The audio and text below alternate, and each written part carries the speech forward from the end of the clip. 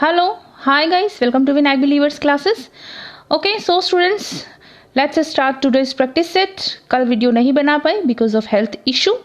So आज चलते हैं हमारे प्रैक्टिस सेट पर, करते हैं practice without wasting time. Already हमारा एक प्रैक्टिस सेट मिस हो चुका है कल का. सो चलते हैं. चलिए, खाद्य पकाने की विधि में अंडे की निम्नलिखित गुणवत्ताएं प्रयोग होती हैं. ठीक है, जब फूड को कुक किया जाता है, ठीक है, उसके जो भी मेथड होते हैं उनमें अंडे की जो भी गुणवत्ताएं हैं वो कौन कौन सी जो है क्वालिटीज़ जो यूज़ होती है.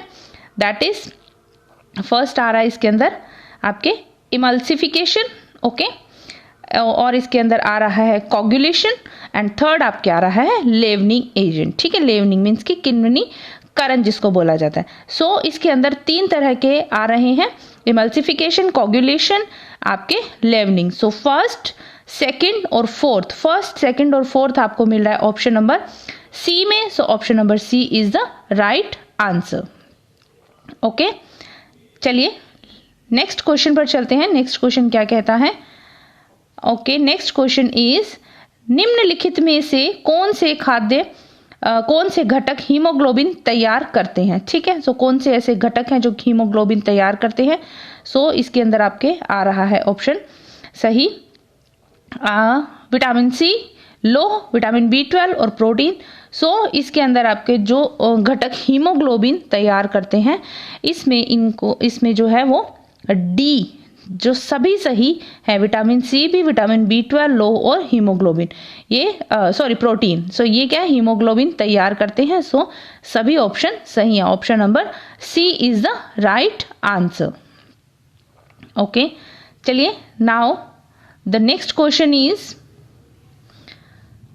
ओके, प्रबंध के किन उपकरणों का प्रयोग, ठीक है, प्रबंध के किन उपकरणों का प्रयोग आपके प्रयोग शीर्ष के प्रबंधन स्तर पर किया जाता है. ठीक है, कौन सा जो है प्रबंधन के कौन से उपकरण यूज किए जाते हैं शीर्ष के प्रबंधन स्तर पर किया जाता है. ठीक है, तो इसमें देखते हैं हम आपकी क्या आता है.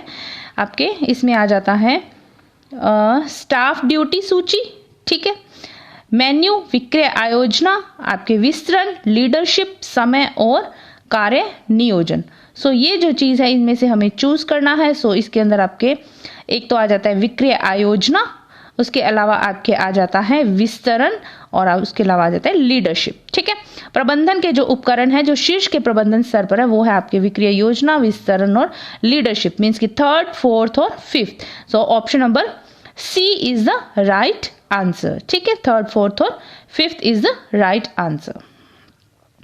Okay, now the next question is okay, next question पर चलते हैं. हमारा फोर्थ क्वेश्चन, निम्नलिखित में से कौन सी टेक्सटाइल दोहराए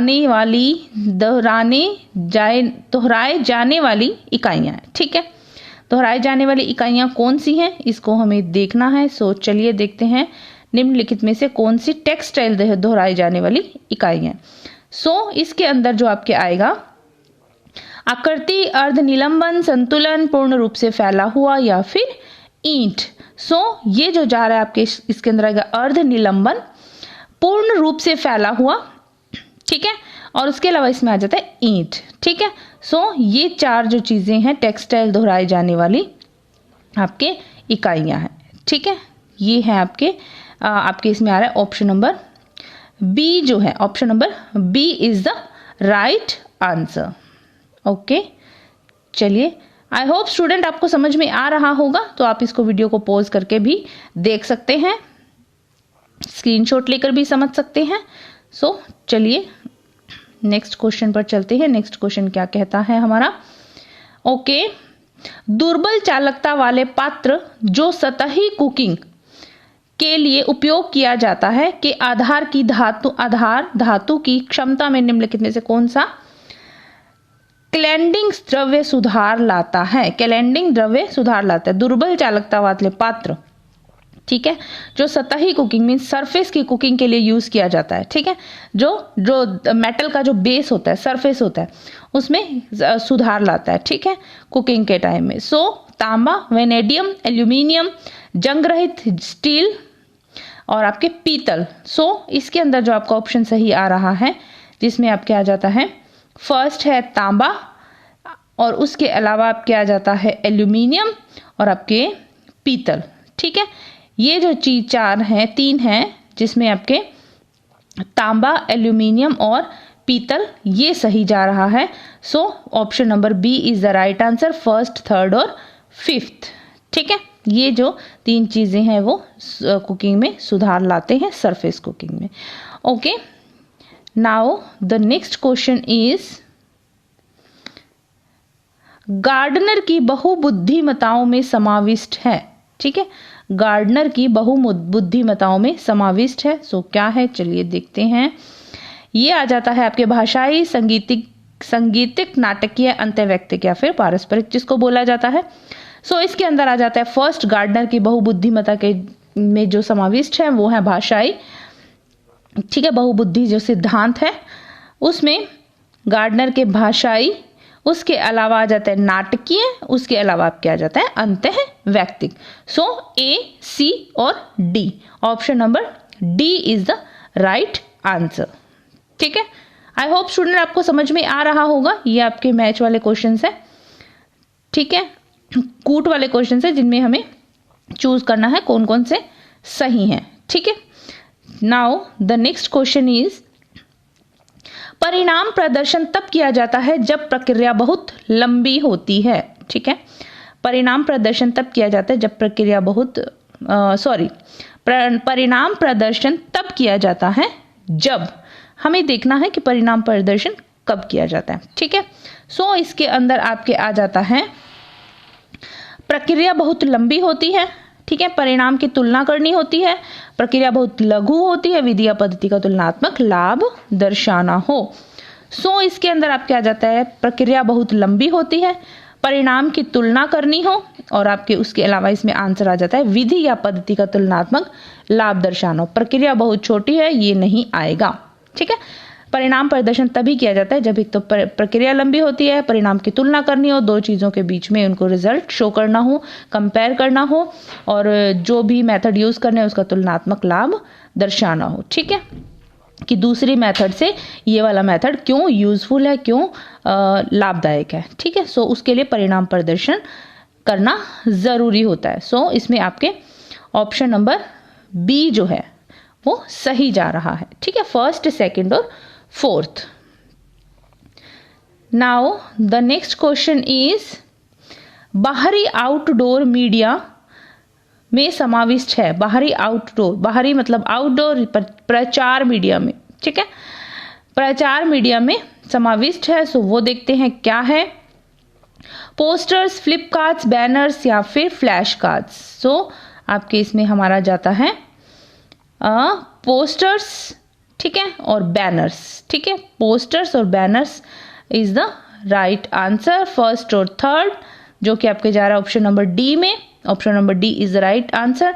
फ्लिप चार्ट और फ्लैश कार्ड, ये दो जो हैं आउटडोर प्रचार मीडिया में नहीं है। ठीक है, चलिए now the next question is, चलिए हम देखते हैं स्टेटमेंट क्या है, दोनों को समझते हैं। Now the next question is, चलिए पढ़ते हैं, एजर्शन रीजन का क्वेश्चन है। वसा ऊर्जा को कम करने के लिए मांस हैमबर्गर में वसा की थोड़ी मात्रा के बदले गोंद का प्रयोग किया जाता है। सो फैट में जो कैलोरी है उसको कम करने के लिए मांस हैमबर्गर में वसा की थोड़ी मात्रा के बदले गम को मिक्स किया जाता है, तो ऐसा नहीं है, यूज किया जाता है, ऐसा नहीं है, ये गलत स्टेटमेंट है। गोंद, क्योंकि गोंद का विकल्प नहीं है, क्योंकि गोंद जो है वो वसा का विकल्प नहीं है, परंतु उसके हाइड्रोफोलिक गुणवत्ता के कारण वह पानी रोक कर रख सकती है और खाद्य पदार्थ को नम और नरम बनाती है। सो ये देखिए दोनों ही स्टेटमेंट्स गलत है, एजर्शन भी गलत है, रीजन भी गलत है। So both are wrong. So assertion wrong, reason wrong, तो ए और आर दोनों गलत हैं। ठीक है, चलिए ये ए और आर दोनों ही सही नहीं है, ऑप्शन नंबर डी इसका राइट आंसर आएगा। Now the next question is,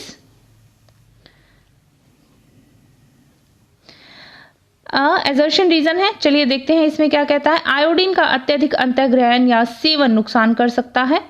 ठीक है, सो ये बात सही है, आयोडीन का ज़्यादा मात्रा में जो सेवन है, ज़्यादा मात्रा में जो यूज़ है उसका नुकसानदायक साबित हो सकता है, क्योंकि अतिरिक्त आयोडीन थायराइड हार्मोन के संश्लेषण को अवरोध करता है।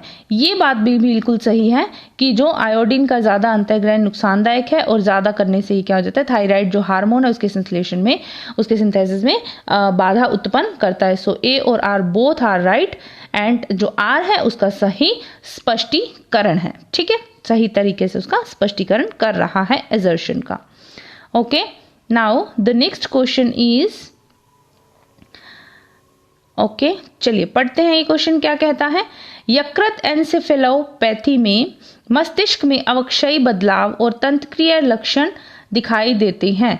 ठीक है, लिवर के अंदर इस एन्सेफेलोपैथी में मस्तिष्क में अवक्षयी बदलाव दिखाई देते हैं, तंत्रिकीय लक्षण दिखाई देते हैं, नर्व्स में आपके जो चेंजेस हैं वो लक्षण दिखाई देते हैं, क्योंकि कमजोर जिगर मीन्स की जो वीक लिवर होता है, जो वो कुछ पदार्थों में मेटाबोलाइज या निष्क्रिय या उसका निराविशीकरण नहीं कर सकता।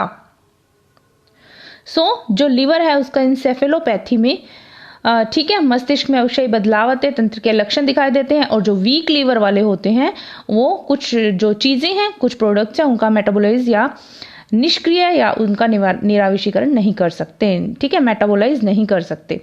ठीक है, इसका ऑप्शन नंबर जो आपके सही आ रहा है, एजर्शन भी सही है, रीजन भी सही है, आर उसका सही से स्पष्टीकरण है। Option number A is the right answer, कि बोथ आर राइट स्टेटमेंट्स, और रीजन जो है उसको क्लैरिफाई कर रहा है। ठीक है, ओके चलिए, now the next question is, okay चलिए देखते हैं क्वेश्चन क्या कहता है। डार्ट को पोशाक की फिटिंग में बदलाव लाए बगैर एक से दूसरे स्थान पर लाया जा सकता है।